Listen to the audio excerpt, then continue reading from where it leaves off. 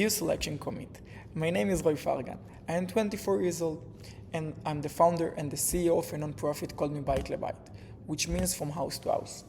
I started it during one of the most divided periods in Israel's recent history, in the middle of what became known as the judicial reform crisis.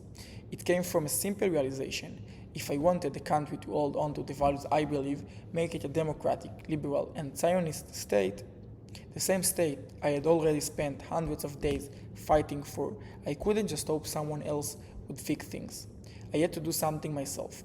So instead of celebrating my birthday with a party, I spent it renovating the home of a single mother who had fallen into a cycle of education and prostitution. That's how my organization began.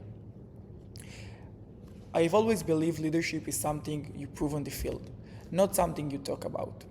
That belief runs through the two biggest parts of my life right now. Last semester, I commanded a combat team in intense fighting in Lebanon.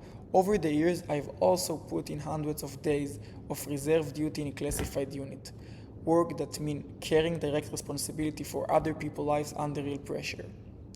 I brought that the same mindset, responsibility, commitment to people, showing up even when it's hard, into building Mibait Lebait, which fully renovates the homes for families living in poverty across Israel, and then supports them for a full year with financial guidance, emotional support, and help finding employment.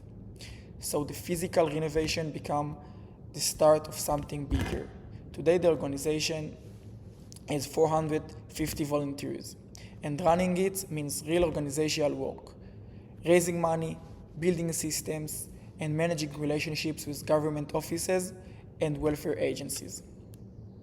At a time when so much of what gets said about Zionism and Judaism around the world is simply untrue, I think it matters to show a different picture of what leadership looks like. Someone who commanded troops in difficult fights in Lebanon and in the same stretch of years built and ran a civilian effort for the people of his own country.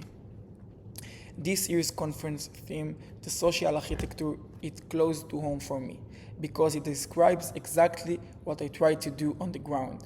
Build the parts you can't see, trust, a sense of belonging, support that doesn't disappear after the first months, so that the one-time renovation turns into a real path forward for a whole family.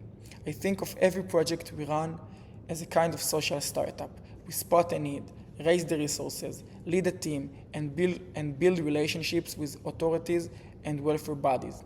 It's entrepreneurship in every meaningful sense, just measured by a change in someone's life instead of return on investment.